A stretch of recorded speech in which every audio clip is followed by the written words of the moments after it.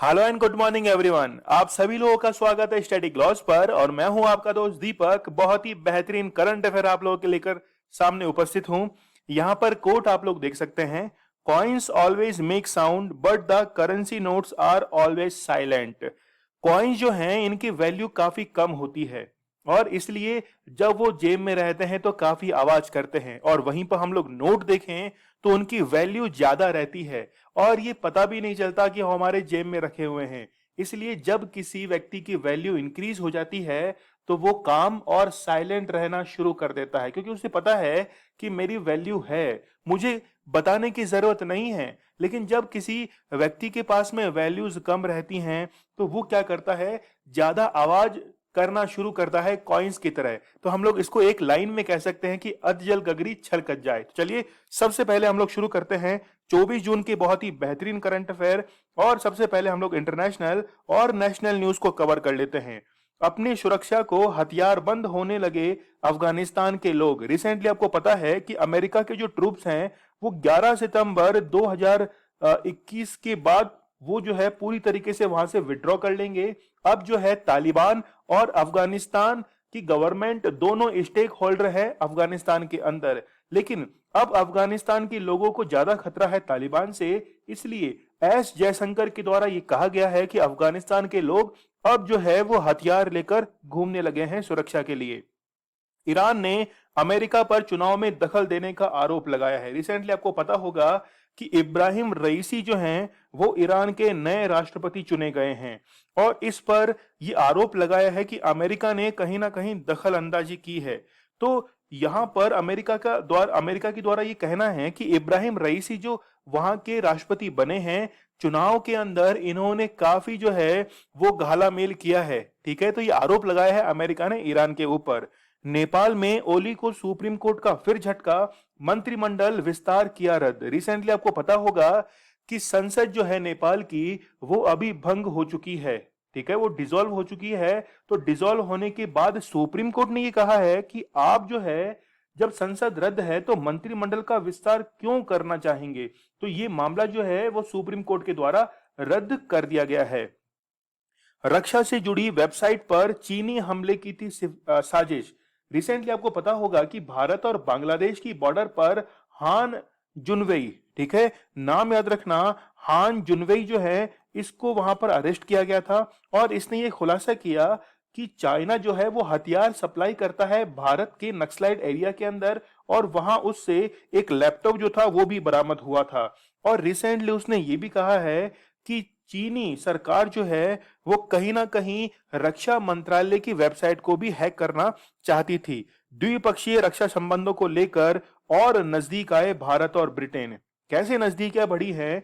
Recently Britain के एक अधिकारी जो है उनको तैनात किया गया है आईएफसी के अंदर। आईएफसी का मीन्स है इंफॉर्मेशन फ्यूजन सेंटर, जो कि स्थित है गुड़गांव के अंदर। इसका काम है कि हिंद महासागर की समुद्री सुरक्षा करना, और वहां पर ब्रिटेन के अधिकारी जो है उनको तैनात किया गया है। ग्राहकों की मांग पर पर्यावरण अनुकूल एनर्जी देगी ब्रिटेन बिजली वितरण कंपनियां। कैसे देंगी? देखिए, बिजली जो अभी लोगों को वितरित की जाती है वो कोयले से निर्मित होती है, लेकिन लोगों के पास में अब ये ऑप्शन होगा कि जो सोलर एनर्जी है, हम लोग कहें कि जो रिन्यूएबल एनर्जी है, वो भी जो है उसकी ऑप्शन जो है वो लोगों को दिया जाएगा, तो वो पर्यावरण के अनुकूल रहेगी।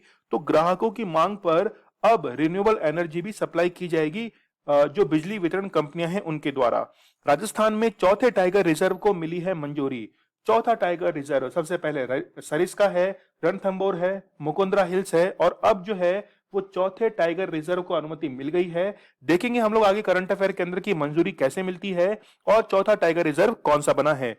अब उत्तर प्रदेश की योगी सरकार समझाएगी दो बच्चे ही अच्छे। ठीक है, तो ये अभियान जो है वो यूपी गवर्नमेंट के द्वारा चलाया गया है, और 21 जून मतलब योग दिवस से ही ये चलाया गया और चलेगा 10 जुलाई तक। ठीक है, तो चीन की नीतियों पर अब चल रहे हैं यूपी और असम की सरकार।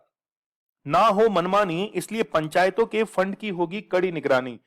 देखिए, पंचायतों के लिए एक बड़ा भारी फंड जो है वो अलोकेट किया जाता है, और इसके लिए एक आर्टिकल है 243 के। तो 243 के जो है इसके तहत जो स्टेट के वित्त आयोग हैं, ठीक है, फाइनेंस जो कमीशन है, देखिए दो हम लोग बात करेंगे, एक तो है 243K और एक है 243I। तो 243I के अंदर तो वहां का फाइनेंस कमीशन है, स्टेट फाइनेंस कमीशन, जबकि के अंदर होते हैं कौन से, वहां का इलेक्शन कमीशन। तो ये फाइनेंस कमीशन जो है वो निगरानी रखता है पंचायतों को जो फंड दिया जाता है उसके लिए। तो अब जो है उसकी ऑनलाइन नजर रखी जाएगी। वर्षों में पूरे होने वाले सुधारों पर महीनों में हो गया अमल। काफी दिनों से जब कोशिश की जाती है इकोनॉमी को सुधारने की, तब तक सुधार नहीं हो पाते, लेकिन अभी रिसेंटली कुछ ऐसे सुझाव दिए गए हैं आरबीआई के द्वारा, उससे जो सुधार कई वर्षों में होने वाले थे वो अब क्या हो गए, महीनों में हो गए। और उसका रिजल्ट ये दिखा कि एफडीआई इन्वेस्ट के अंदर भारत जो है वो 5th पोजीशन पर आकर खड़ा हो गया है। चलिए, स्टडी ग्लोस जो है वो आप लोग के लिए बहुत ही बेहतरीन ऐप लेकर आया है। बैंकिंग के कोर्सेज आप लोग के लिए अवेलेबल है। एनसीईआरटी, पॉलिटी, हिस्ट्री, ज्योग्राफी जो है वो सारी एनसीईआरटीज आप लोग के लिए अवेलेबल है। आप लोग मुझे इंस्टा पर फॉलो कर सकते हैं। जो भी आपकी क्वेरीज है वो बेझिझक मुझे पूछिए, कोई भी इसमें परेशानी नहीं होगी। इसके साथ में ही टेलीग्राम चैनल पर आप लोग मुझे ज्वाइन कर सकते हैं। वहां पर आप लोग के लिए क्विज जो है वो अवेलेबल रहेगा। जो भी हम लोग डेली क्वेश्चंस पढ़ते हैं उसका क्विज जो है वो अवेलेबल रहता है। आप लोग वहां पर आंसर जो है उनकी प्रैक्टिस कर सकते हैं। तो सबसे पहले 23 जून की करंट अफेयर जो है उसको हम लोग रिवाइज कर लेते हैं। परफॉर्मिंग ग्रेडिंग इंडेक्स 2020 में किस राज्य ने प्रथम स्थान हासिल किया है, तो वो कौन सा है, पंजाब है। भारत में राष्ट्रीय स्तर पर बेरोजगारी दर में सर्वाधिक बेरोजगारी वाला राज्य कौन सा है, तो वो है हरियाणा। आरबीआई के पूर्व गवर्नर रघुराम राजन को किस राज्य के मुख्यमंत्री आर्थिक सलाहकार परिषद के अंदर शामिल किया गया है, तो वो है कहां की, तमिलनाडु की है। आशीर्वाद योजना किस राज्य से संबंधित है, तो आशीर्वाद योजना जो है वो ओडिशा से संबंधित है। वहां पर बच्चों, मान लीजिए कोई बच्चा अनाथ हो गया है तो उसकी सहायता राशि के लिए 2500 रुपयों से प्रति माह दिए जाएंगे। मेकेदातु बांध परियोजना किस राज्य में स्थित है, तो वो है कर्नाटक। भारत में पहली बार किस राष्ट्रीय राजमार्ग में सोलर पैनल का इस्तेमाल किया जाएगा, तो वह है मुंबई से नागपुर के बीच में। विश्व में एफडीआई निवेश में भारत का कौन सा स्थान है, तो वो है 5वां स्थान।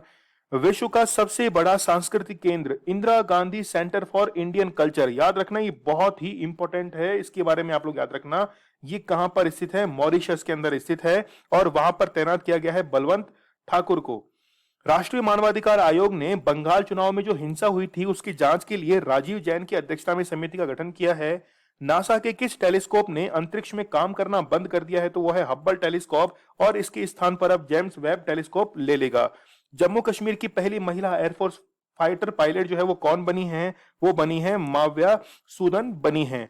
सामाजिक न्याय और अधिकारिता मंत्रालय ने देश के विभिन्न हिस्सों में कितने दिव्यांगता खेल केंद्र जो है वो स्थापित करने का निर्णय लिया है, वो है कितने, 5। हाल ही में किस व्यक्ति को विश्व बैंक और आईएमएफ द्वारा गठित एक उच्च स्तरीय सलाहकार समूह का सदस्य नामित किया गया है, तो वो कौन है, मोंटेंग सिंह आहूवालिया। सीबीडीटी ने किस तिथि तक आधार कार्ड और पैन कार्ड को लिंक करने के लिए वो समय सीमा दी है जिसके बाद पैन कार्ड जो है वो डीएक्टिवेट हो जाएगा, तो वो है 30 जून। विश्व संगीत दिवस जो है वो योगा दिवस के दिन ही मनाया जाता है, वो है 21 जून। ये कल का हमारा एसटी ग्लोस क्वेश्चन था। हाल ही में किस मछली को आईयूसीएन के द्वारा लीस्ट कंसर्न लिस्ट के अंदर शामिल किया गया है, तो वो कौन सी है, ब्लू फिन महसीर जो है उसको शामिल किया गया है। बेसिकली गोल्डन फिन महसीर जो है ये भी शामिल है और इसके साथ में ब्लू फिन महसीर को भी शामिल कर दिया गया है। आज है 24 जून और बहुत ही बेहतरीन करंट अफेयर हम लोग शुरू करते हैं। किस देश ने महासागर में चीन की सक्रियता, यानी कि चीन जो है वो ज्यादा एक्टिव हो रहा है और इसे देखते हुए भारतीय नौसेना के आईएफसी में संपर्क अधिकारी की नियुक्ति की है। देखिए क्वेश्चन जो है ये आप लोग मान के चलिएगा कि मेरे क्वेश्चन थोड़े से डिफरेंट जरूर होते हैं, लेकिन ये कल आपको जीत दिलाएंगे, इस बात की गारंटी मैं लेता हूं। तो स्टेट पीसीएस के जो एग्जाम है, एसएससी के एग्जाम है, वनडे एग्जाम है, यूपीएससी के एग्जाम है, वहां पर आप लोगों को क्वेश्चन देखने को मिल जाएंगे। चलिए, यहाँ पर हम लोग जो देख सकते हैं वो है ब्रिटेन। तो ब्रिटेन जो है आप लोग यहाँ पे ऑप्शन में देख रहे हैं कि यूके भी इसमें ऑप्शन में है और इंग्लैंड भी ऑप्शन में, तो आप लोग यहाँ पे इंग्लैंड जो है वो टिक कर सकते हैं। बेसिकली यूके और इंग्लैंड में फर्क होता है।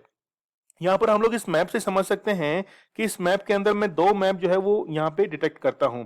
तो सबसे ऊपर है यहाँ पे स्कॉटलैंड, फिर है यहाँ पर वेल्स, और फिर आता है कौन सा, इंग्लैंड। तो 1 नंबर जो है वो तो है इंग्लैंड, सेकंड नंबर पे है वेल्स, और यह है स्कॉटलैंड। फिर मैं इसको दो पार्ट में डिवाइड करता हूं, वो है नॉर्थ आयरलैंड और है यहाँ पर आयरलैंड, ठीक है। तो 1 2 3 4 जो है इसको मिलाकर बनता है क्या, यूके। तो इंग्लैंड जो है ये इसका करेक्ट आंसर रहेगा। इंग्लैंड ने हिंद महासागर में चीन की सक्रियता को देखते हुए आईएफसी, मतलब आईएफसी की फुल फॉर्म आप लोग याद रखना, इंफॉर्मेशन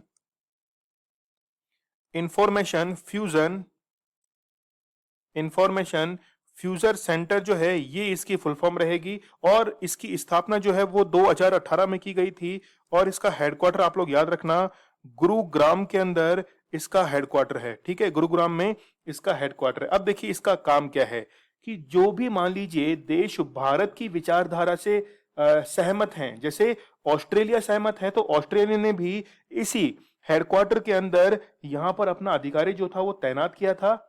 इसीलिए जो भी भारत की विचारधारा से सहमत हैं वो यहाँ पर एक अपना ऑफिसर जो है वो तैनात कर देते हैं। और इस ऑफिसर का नाम क्या है, वो है स्मिथ।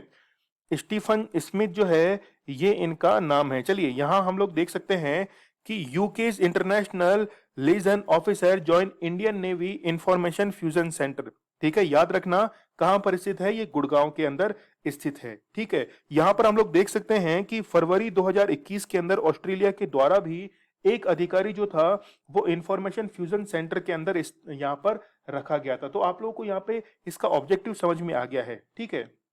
अब देखिए यहाँ पर, तो यूके's इंटरनेशनल लीजन ऑफिसर जो है ILO lieutenant commander Stephen Smith जो है, इनको यहाँ पर ज्वाइनिंग दी गई है। और जो है ये कहां पर स्थित है, गुरुग्राम के अंदर ये स्थित है। यहाँ पर हम लोग इंडियन ओशन देख सकते हैं, तो इंडियन ओशन जो है, इस इंडियन ओशियन के अंदर जो भी स्ट्रेटेजिक कोई भी काम होता है तो वहां पर चाइना को काउंटर करने के लिए ऑस्ट्रेलिया है, इसके साथ में ब्रिटेन है, यूएस है, वो सब मिलकर काम करते हैं। तो आप लोग यहाँ पे देख सकते हैं कि यूके's वाइट शिपिंग एग्रीमेंट, तो वाइट शिपिंग एग्रीमेंट क्या है यूके का, इसका मीन्स है कि हिंद महासागर के अंदर, इंडियन ओशियन के अंदर जो भी इंफॉर्मेशंस हैं वो शेयर की जाती है one country to another country, ठीक है। तो आप लोग इसको समझ पा रहे होंगे। चलिए आगे देखते हैं हम लोग। यहाँ पर आप लोग देखिए कि एक आइलैंड है डियागो गार्सिया। देखिए डियागो जो गार्सिया है ये वैसे तो यूके के अधिकार क्षेत्र में था, लेकिन यूके ने क्या किया, इसको यूएसए को लीज पर दे दिया। और यूएसए को लीज पर देने के बाद यूएसए ने अपना नेवल बेस जो है वो इस पर बना लिया। अब यहां से यूएसए क्या करता है, यूएसए क्या करता है इंडिया पर, इसके साथ में नेपाल पर, फिर इसके साथ में चाइना पर, श्रीलंका पर, पाकिस्तान है, तो जितने भी यहाँ पर रीचेबल कंट्री हैं जो कि इसके रेंज में आते हैं, उन सब पर अमेरिका जो है वो क्या रखता है, नजर रखता है। चलिए दूसरा क्वेश्चन है, हाल ही में किस राज्य के चौथे tiger reserve Bundi Ramgarh tiger reserve को मंजूरी दी गई है, तो वो कहाँ का है, वो राजस्थान का है। देखिए चौथा टाइगर रिजर्व है, तो सबसे पहला आप लोग याद रखिए, पहला कौन सा है, वो है सरिस्का, ठीक है। दूसरा इसमें कौन सा है, वो है रणथंभौर। तीसरा जो है इसमें वो कौन सा है, मुकुंदरा, मुकुंदरा हिल्स। और चौथा कौन सा बन गया है, इसका नाम बेसिकली रामगढ़ है, ठीक है। तो रामगढ़ विषधारी, तो पहले ये नाम था, अब बन गया है रामगढ़ टाइगर रिजर्व। लेकिन क्या अनुमति जो है वो इजीली मिल जाती है, देखिए इसके लिए यदि परमिशन लेनी है तो नेशनल टाइगर कंजर्वेशन अथॉरिटी जो है, ठीक है, नेशनल टाइगर कंजर्वेशन अथॉरिटी जो है वो इस चीज के लिए परमिशन देती है। और फिर इसका जो प्रोविजन है पास होने के बाद फिर टाइगर रिजर्व जो है वो बनाया जाता है। और यदि ये मंजूर हो जाता है तो हम लोग कहेंगे कि पूरे भारत के अंदर कुल 52 टाइगर रिजर्व जो है वो अब हो जाएंगे। तो आप लोग यहाँ पे देख सकते हैं कि Rajasthan all set to get is fourth tiger reserve. चलिए राजस्थान के अंदर जो है ये बूंदी डिस्ट्रिक्ट है, और बूंदी डिस्ट्रिक्ट के अंदर ही नेशनल टाइगर कंजर्वेशन अथॉरिटी के द्वारा ये परमिशन दी गई है, वेडनेसडे को ये परमिशन मिली है, जिसके तहत जो है अब इस टाइगर रिजर्व को स्थापित किया जाएगा। राजस्थान का चौथा टाइगर रिजर्व ये रहेगा। यहाँ पे हम लोग कुछ इंपॉर्टेंट टाइगर रिजर्व्स देख सकते हैं। जैसे आप लोग देखिए अभी राजस्थान की बात कर रहे थे, तो एक तो हो गया सरिस्का, फिर हो गया रणथंभौर, फिर हो गया मुकुंदरा, चौथा तो जुड़ ही गया है, ठीक है, ये राजस्थान के। फिर सतपुड़ा, पेच, मालघाट, ठीक है, ये कहां पर हैं, ये सब के सब है एमपी के अंदर। तो आप लोग के सामने ये जो मैप है इसका आप लोग स्क्रीनशॉट ले लेना और ढंग से इसको याद रखना, ठीक है। तो टोटल जो है वो 52 अब हो जाएंगे इसकी स्थापना के बाद में। जैसे आप लोग देख सकते हैं यूपी के अंदर है दूधवा है, बिहार के अंदर वाल्मीकि है, राजाजी है, कॉर्बेट है जो कि भारत का सबसे पहला टाइगर रिजर्व भी है। राजस्थान के बारे में यदि हम लोग देखें तो अरावली जो है वो दक्षिण पश्चिम से यानी कि साउथ वेस्ट से नॉर्थ ईस्ट की ओर ये क्या करती है, ये फैली हुई है, जिसका विस्तार बिल्कुल मिडल के अंदर कम है, जबकि सर्वाधिक जो विस्तार है वो कहां पर है, यहां पर इसके दक्षिण में उदयपुर की तरफ है। यहां पर ये जो अरावली रेंज है ये राजस्थान को दो इक्वल पार्ट्स में डिवाइड करती है। तो इसके वेस्टर्न साइड्स में क्या है, डेजर्ट है, और डेजर्ट को भी हम लोग दो पार्ट में डिवाइड कर लेते हैं, एरिड और सेमी एरिड। और इसके बिल्कुल ईस्टर्न साइड के अंदर मैदानी क्षेत्र है जो कि गंगा और यमुना के द्वारा निर्मित है। ठीक है, तो आप लोग जरूर से याद रखना। यहाँ पे आप लोग देखिए डेक्कन प्लेटू है, तो जो विंध्याचल रेंज कहां पर है, मध्य प्रदेश में है, उसी का ही हिस्सा कौन सा है, ये डेक्कन प्लेटू है। चलिए, विश्व का पहला देश कौन सा बन गया है जिसने लेजर एयरबॉर्न सिस्टम को टेस्ट किया है, तो वो है इजराइल। बहुत ही बेहतरीन ये तकनीक है। देखिए इसमें क्या होता है कि यहाँ पर एक एरोप्लेन हम लोग यहाँ पे देख सकते हैं, तो यहाँ पर ये जो है लेजर सिस्टम को यहाँ पर डिप्लॉयड कर दिया गया है। इतने जबरदस्त लेजर जो हैं वो इसमें से निकलते हैं। यहाँ पर टेम्परेचर जो है वो ज्यादा होता है, और जैसे ही ये लेजर यहाँ से निकलते हैं तो निकलने के बाद जो भी कोई ड्रोन, बेसिकली इन्होंने क्या किया था कि एक ड्रोन के ऊपर इन्होंने ये एक्सपेरिमेंट किया, और ड्रोन के ऊपर जब इन्होंने लेजर डाली तो उससे क्या हुआ कि इस ड्रोन के अंदर आग लग गई, और फिर ये समंदर के अंदर जाकर गिर गया, और वहां पर इसमें आग लगने के कारण ये पूरा तरीके से खत्म हो गया। और ये विश्व का पहला देश बन जाएगा इजराइल जिसके पास में ये लेजर एयरबॉर्न टेक्निक जो है वो ये रहेगी। ध्यान रखना कि ये जो टेक्निक है, इस टेक्निक के अंदर ऐसा नहीं है कि आपने एक या दो फायर किए हैं, आप जो है वो अनलिमिटेड फायर इसके अंदर कर सकते हैं। तो यहाँ पर ऐसी कोई बात ही नहीं है कि यहाँ पर जैसे मान लीजिए मिसाइल खत्म हो जाती हैं, बुलेट्स खत्म हो जाती हैं, तो यहाँ पे अनलिमिटेड फायर किया जा सकता है। यहाँ पे आप लोगों ने एक टर्म और सुनी होगी, इजराइल ने अभी रिसेंटली जब हमास पे अटैक किया था तो फिर आयरन डोम का इस्तेमाल किया था। ठीक है, तो ये टेक्नोलॉजी जो है वो भी इजराइल की टेक्नोलॉजी है, जिसमें वो दुश्मन देश की जो मिसाइल है उसको हवा में ही मार गिराती है। तो आप लोग जरूर याद रखना कि आयरन डोम जो है वो किसकी है, इजराइल की एक टेक्निक है। ठीक है, यहां पे हम लोग देख सकते हैं ये है इजराइल, और इजराइल के अंदर ये तो है कौन सा, ये इजराइल है, और यहाँ पे ये जेरूसलेम है। तो जेरूसलेम कैपिटल है कंबाइंड किसकी, फिलिस्तीन की और इजराइल की। ठीक है, तो वेस्ट बैंक जो है वो इसको कहा जाता है। तो वेस्ट बैंक जो है वो टच करता है किसके साथ में, मेडिटेरियन सी के साथ में, और यहां पर ही जो ग्रुप एक्टिव है वो कौन सा है, हमास है। चलिए, एआईबीए की कोच समिति के सदस्य के रूप में नियुक्त होने वाली पहली भारतीय महिला कौन बनी है, तो वो कौन बनी है, डॉक्टर तदांग मीनू जो है वो पहली महिला बनी है। और इनका संबंध कहां से है, अरुणाचल प्रदेश से, अरुणाचल प्रदेश से जो है वो इनका संबंध है। ठीक है, और ये पहली भारतीय महिला बनी है किसके अंदर, इंटरनेशनल बॉक्सिंग एसोसिएशन। ठीक है, तो एआईबीए की यदि हम लोग बात करें तो इसको जो बनाया गया था वो 1946 के अंदर बनाया गया था, और लुज़ेन स्विट्जरलैंड के अंदर इसके क्या है, हेडक्वार्टर्स स्थित है। ठीक है, याद रखना बहुत ही इंपॉर्टेंट है। तो यहाँ पे हम लोग आर्टिकल देख सकते हैं, द अरुणाचल टाइम्स का है, और वहीं की ये रहने वाली हैं। ठीक है, doctor Tadang Minu become first Indian women to be appointed as AIBA's coaches committee member. ठीक है, तो काफी इंपॉर्टेंट है, आप लोग याद रखना। अब देखिए यहां पर कि ये जो है वुमेन के तौर पर तो पहली हैं, ठीक है, लेकिन कोच जो है, कोच के तौर पर ये क्या है, दूसरी दूसरी कोच यहां पर नियुक्त हुई हैं। तो आप लोग इसके बारे में पूरा याद रखना। भारत का एकमात्र राज्य कौन सा है जहां मगरमच्छ की तीनों प्रजातियां पाई जाती हैं, तो ऐसा राज्य, एकमात्र राज्य कौन सा है, वो है उड़ीसा। तीन कौन कौन से हैं, तो आप लोग को पता होगा कि एक तो होता है घड़ियाल, ठीक है, एक तो होता है घड़ियाल, घड़ियाल के बाद में फिर होता है मगर, जिसको हम लोग कहते हैं मगर क्रोकोडाइल। ठीक है, एक होता है मगर क्रोकोडाइल, और तीसरा होता है कि जो कि सॉल्ट वाटर के अंदर पाए जाते हैं। ठीक है, सॉल्ट वाटर में पाए जाते हैं। तीनों जो प्रजातियां हैं वो कहां पे पाई गई हैं, उड़ीसा के अंदर पाई गई हैं। देखिए, घड़ियाल जो है वो आईयूसीएन की, घड़ियाल जो है वो आईयूसीएन की एंडेंजर्ड लिस्ट के अंदर शामिल है। ठीक है, इसके बारे में आप लोग याद रखना। यहां पे आप लोग देख सकते हैं कि Orissa becomes only the state all three species of crocodile. तो कौन कौन सी है क्रोकोडाइल की स्पीसीज, वो हम लोग देख सकते हैं। देखिए, एक तो आप लोगों ने देखा होगा कि लंबी यहाँ पर नाक रहती है, ठीक है, तो इसको क्या कहा जाता है, इसको कहा जाता है घड़ियाल। इसके बाद में ये जो घड़ियाल है, ये है सतकोशिया जो टाइगर रिजर्व है, महानंदी जो नदी है, उस महानदी जो नदी है उसके बिल्कुल किनारे पर है। इसके साथ में ही मगर, ठीक है, और सोल्ट वाटर क्रोकोडाइल जो है वो भीतरकनिका नेशनल पार्क के अंदर पाए जाते हैं। तो दो नेशनल पार्क हैं और यहाँ पर क्या है, 3 प्रजातियां हैं। तो घड़ियाल जो है इसका इंक्यूबेशन पीरियड जो है वो कितना है, 70 डेज का रहता है। ठीक है, तो आप लोग याद रखना, तीनों के अंदर डिफरेंस करना सीख जाना। एक डिफरेंस तो आप लोग यहाँ से इसको पकड़ लोगे। फिर इसके बाद में यहाँ पर जो है इसके अंदर, इसके और इसके अंदर क्या है कि एक तो वेट का डिफरेंस रहता है, इसके साथ में ही जो सॉल्ट वाटर के रहते हैं उनका कलर जो है वो थोड़ा सा डार्क रहता है। तो थोड़ा सा आप लोग डिफरेंस इसके अंदर सीख सकते हैं। स्टीफन लॉकवन किस देश के पहले प्रधानमंत्री हैं जिनके खिलाफ अविश्वास मतलब नो कॉन्फिडेंस मोशन जो है वो लाया गया है? तो ये स्वीडन के प्रधानमंत्री हैं। ठीक है, इनकी जो एज है वो लगभग 63 इनकी एज है।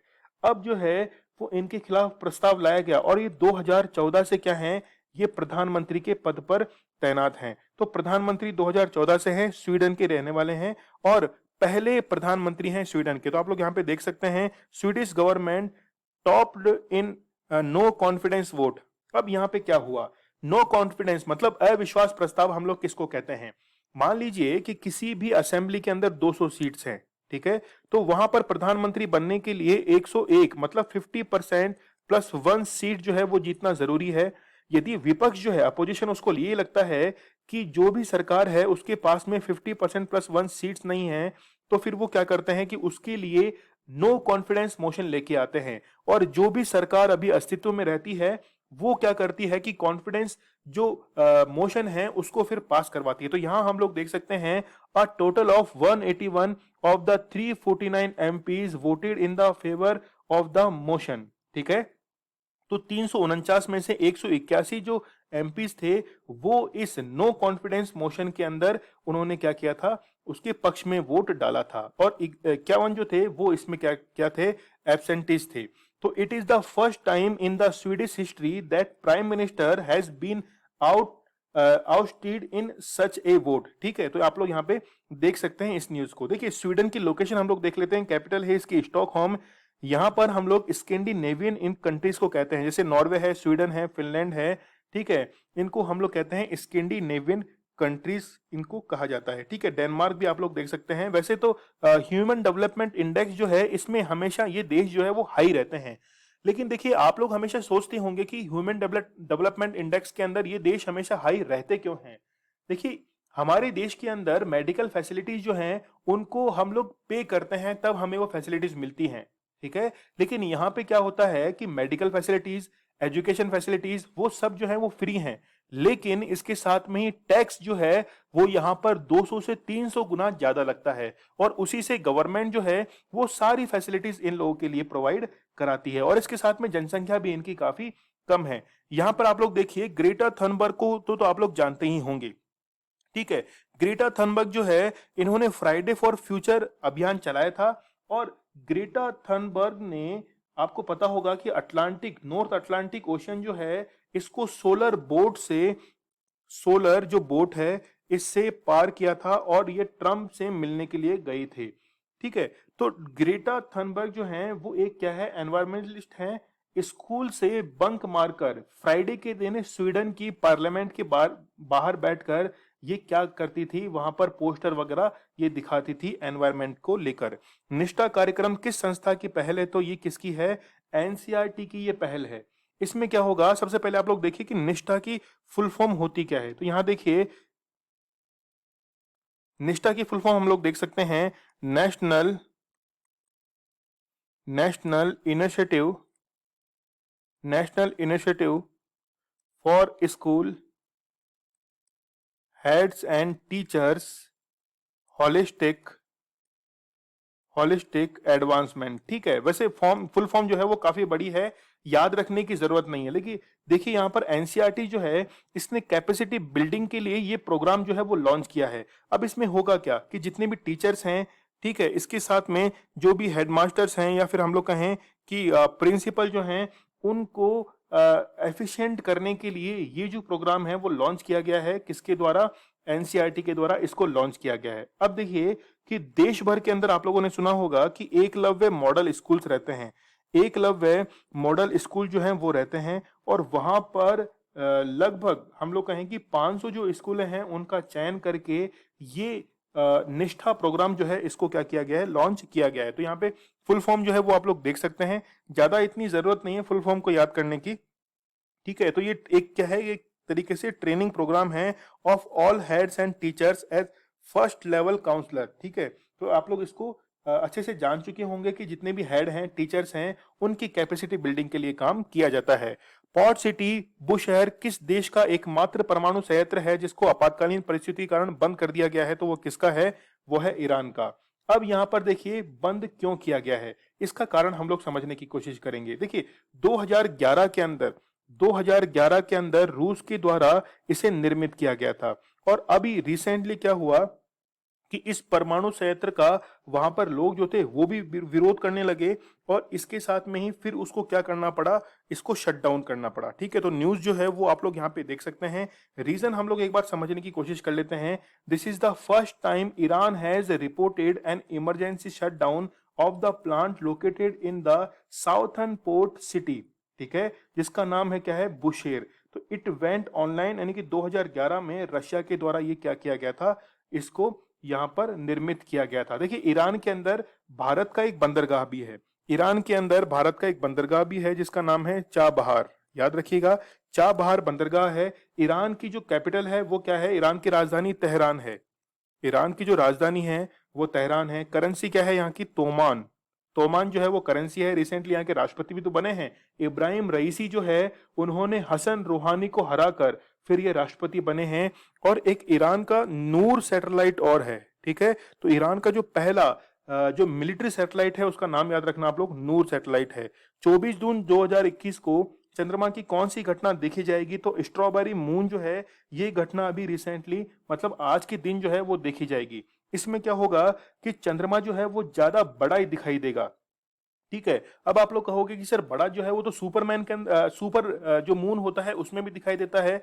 जब अर्थ के चारों तरफ जब मून रिवॉल्व करता है, यहां हम लोग देख सकते हैं how to see this super strawberry moon. तो ये जो है वो 24 जून को दिखाई देगा। बेसिकली ये भारत के अंदर दिखाई नहीं देगा, ये दूसरे अन्य देशों के अंदर दिखाई देगा। तो यहाँ हम लोग जो हैं वो इस घटना से इसको समझ सकते हैं। यहाँ पे देखिए जब अर्थ के चारों तरफ मून रोटेट करता है तो यहाँ पर जब नजदीक रहता है तो उसको हम लोग कहते हैं पेरिजी, और जब दूर रहता है तो उसको हम लोग कहते हैं अपोगे। तो पेरिजी की कंडीशन के अंदर क्या होता है कि मून जो है वो अपने साइज से ज्यादा बड़ा दिखाई देता है, और जब वो बड़ा दिखाई देता है तो इसे ही हम लोग कहते हैं सुपर मून। लेकिन जब उसका कलर जो है वो स्ट्रॉबेरी तरह का हो जाता है तो इसे स्ट्रॉबेरी मून भी कहा जाता है। यहाँ तक कि कई कंट्री जो है इसे रोज मून भी कहते हैं, क्योंकि वहां पर इसका कलर जो है वो रोज के आकार का और रोज के कलर का हो जाता है।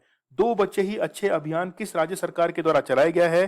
तो यह है उत्तर प्रदेश सरकार के द्वारा ये अभियान जो है वो चलाया गया है। इसमें आपको पता होगा कि दो गवर्नमेंट है, एक तो है यूपी गवर्नमेंट और एक है आसाम गवर्नमेंट। दोनों ने ही दो बच्चों के लिए अभियान यहाँ पे चलाया था। लेकिन अब जो है ये अभियान चलाया गया है किसके द्वारा?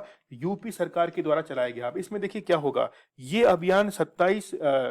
अभियान जो है वो 27 जून से चलेगा और 27 जून से चलते हुए फिर ये 10 जुलाई तक इसको चलाया जाएगा। और 11 जुलाई को आ जाता है विश्व जनसंख्या दिवस, 11 जुलाई को आ जाता है।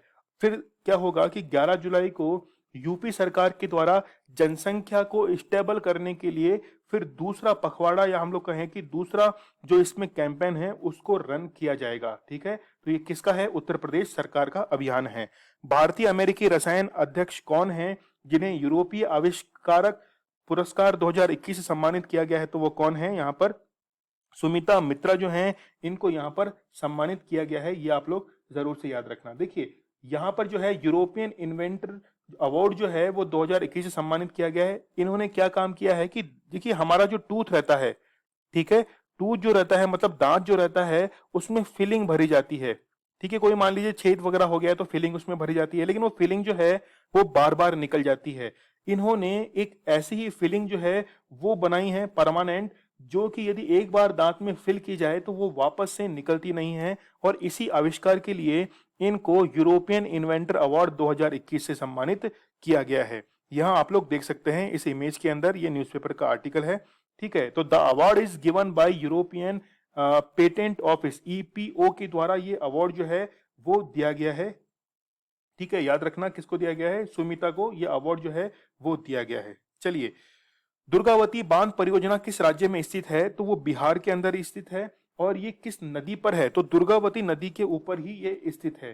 ठीक है, इसका बांध का निर्माण बेसिकली 1976 में शुरू हो गया था, जब उस समय जगजीवन राम जो थे, जगजीवन राम वो उस समय क्या थे, अपने पद पर थे।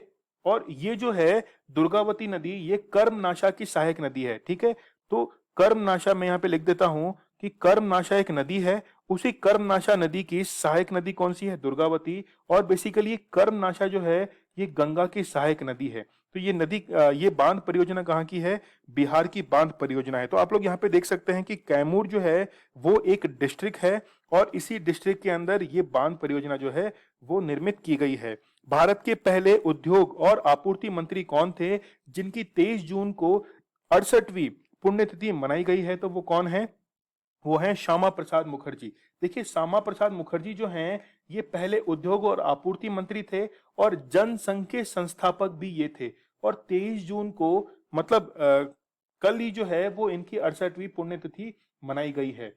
देखिए, 33 वर्ष की आयु में ही ये क्या बन गए थे, कलकत्ता विश्वविद्यालय जो था इसके वाइस चांसलर जो थे वो वहां पर बन गए थे। इसी के साथ में 1944 के अंदर हिंदू महासभा की ये अध्यक्ष भी बन गए थे। ठीक है, फिर इन्होंने 21 अक्टूबर 1951 को इन्होंने जनसंघ को, यानी कि राष्ट्रीय स्वयंसेवक संघ जो है इसको सहायता देना शुरू किया, और फिर इसकी स्थापना की, और पहले अध्यक्ष भी श्यामा प्रसाद मुखर्जी इसके बन गए थे। ठीक है, तो आप लोग याद रखना। फिर जैसे आप लोग को पता है कि जनता पार्टी का फिर इन्होंने गठन किया, बाद में जाके वो भारतीय जनता पार्टी बन गई। ठीक है, तो आप लोग ये सारे फैक्ट जो है वो इनके बारे में याद रखना। हाल ही में किस सरकार ने 1 वर्षीय पाठ्यक्रम योग विज्ञान को शुरू किया है, तो वो है दिल्ली सरकार के द्वारा। तो रिसेंटली जो 21 जून को योग दिवस गया है, तभी से इन्होंने ये अनाउंस किया कि हम लोग जो है वो 1 वर्ष का योग विज्ञान यहाँ पर पाठ्यक्रम शुरू करेंगे। अभी हाल ही में किसी अंतर्राष्ट्रीय आपराधिक न्यायालय के नए अभियोजक के रूप में शपथ ली है, तो वो करीम खान जो हैं, इन्होंने जो नीदरलैंड के अंदर स्थित है, हैग के अंदर, वहां पर इंटरनेशनल क्रिमिनल कोर्ट के अंदर प्रोसिक्यूटर जो है वो वहां पर बनाए गए हैं। ये आज का आप लोगों के लिए स्टडी ग्लोस क्वेश्चन है कि what is the rank of India in the environmental performance index. तो इसमें इंडिया की रैंक जो है वो आप लोग को मुझे कमेंट सेक्शन में बतानी है। चलिए, आप मुझे जो है वो कोई भी क्वेश्चन क्वेरी जो है आपकी वो इंस्टा पर पूछ सकते हैं। टेलीग्राम पर आप लोगों को क्विज जो है डेली क्वेश्चंस का वो आप लोगों को अवेलेबल होगा, तो आप लोग ज्वाइन कीजिए टेलीग्राम चैनल को, वहां पे सारे जो है वो आपको नोटिफिकेशन मिल जाएंगे। इसके साथ में क्विज जो है वो आप लोगों के लिए अवेलेबल रहेगी। स्टडी ग्लोस आप लोगों के लिए बहुत ही बेहतरीन कंटेंट लेके आता है, नॉलेज इज पावर, ये हमारी टैगलाइन है। तो आप लोग चैनल को सब्सक्राइब करना मत भूलिएगा। चलिए, कल मिलते हैं हम लोग बहुत ही बेहतरीन करंट अफेयर के साथ, तब तक के लिए धन्यवाद, थैंक यू।